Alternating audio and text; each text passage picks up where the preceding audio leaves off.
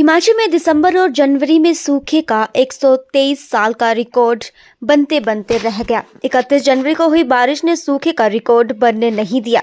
123 साल में ये चौथा सबसे बड़ा सूखा है। पिछले 5 दिनों में प्रदेश के ऊंचाई वाले क्षेत्रों में व्यापक बर्फबारी हुई है, जबकि निचले क्षेत्रों में अच्छी बारिश हुई है। ये बारिश किसानों, बागवानों, हाइडल प्रोजेक्ट्स के लिए संजीवनी की तरह बरसी है। इस समय प्रदेश में 4 राष्ट्रीय महामार्गों सहित 645 मार्ग अवरुद्ध हैं। वहीं बारिश और बर्फबारी से 1416 ट्रांसफार्मर और 52 पेयजल योजनाएं भी बाधित हुई हैं। प्रदेश में आगामी 5 से 6 दिनों के लिए मौसम साफ रहने का अनुमान है। अतिरिक्त मुख्य सचिव ओंकार शर्मा ने बताया कि पिछले 5 दिनों में प्रदेश में अच्छी बर्फबारी और बारिश हुई है। 31 जनवरी को हुई बारिश और बर्फबारी ने सूखे का 123 साल का रिकॉर्ड बनते बनते रह गया। उन्होंने कहा कि प्रदेश में आने वाले 5 से 6 दिनों के लिए मौसम साफ बना रहेगा। साथ ही बर्फबारी और बारिश से जो सड़कें बंद हैं उनको 2-3 दिनों में खोल दिया जाएगा। वहीं जो अन्य नुकसान हुए हैं उनको भी जल्द से जल्द रिस्टोर कर लिया जाएगा। तो हम जो भी ये बर्फबारी और बारिश हुई है इसका स्वागत करते हैं। जब बारिश और बर्फबारी होती है तो दुश्वारियां भी साथ में आती है, लेकिन जिस प्रकार जो प्रदेश था 123 साल की हिस्ट्री बनाने वाला था कि सबसे ज़्यादा सूखा दिसंबर और जनवरी में होने वाला था, लेकिन जो 31 जनवरी के दिन जो बारिश और व्यापक बारिश और बर्फबारी हुई है उसके कारण ये रिकॉर्ड बनते बनते रह गया। और अभी मुझे लगता है कि 123 साल में चौथा सबसे ज़्यादा ये सूखा जो है दिसंबर जनवरी में हुआ है।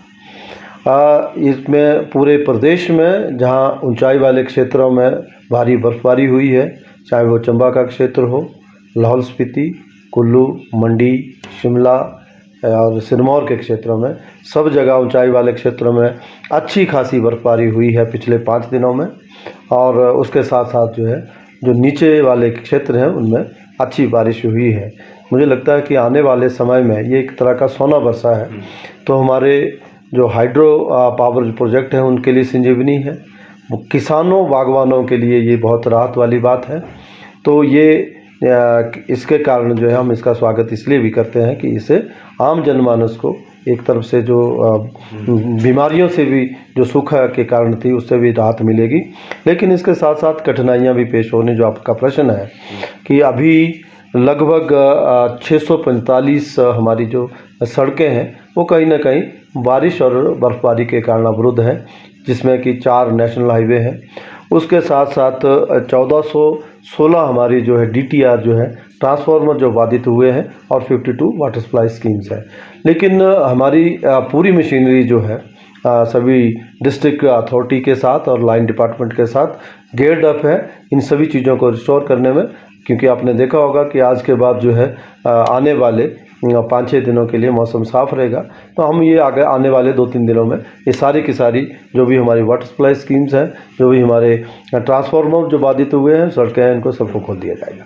सर दुश्वार के हम समय समय पर, ये मेरा मुद्दा नहीं है क्योंकि मेरे पास रेवेन्यू का कार्यभार है और जिसमें डिजास्टर मैनेजमेंट भी आता है, हम समय समय पर सभी विभागों को मशीनरी के लिए, कैपेसिटी बिल्डिंग के लिए, उसके लिए भी हम धन उपलब्ध करवाते हैं। हमने पीछे आपने देखा होगा कि लगभग 20 करोड़ के आसपास जो है PWD विभाग को वैली ब्रिज खरीदने के लिए दिया था।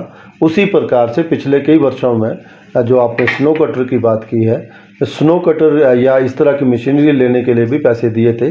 तो ये PWD विभाग का लुकआउट है कि वो जो इस प्रकार की मशीनरी को डिप्लॉय करे ताकि लोगों को नुकसान ना हो और उनको अपने बजट से करना चाहिए। तो हमने एडिशनल दिया है।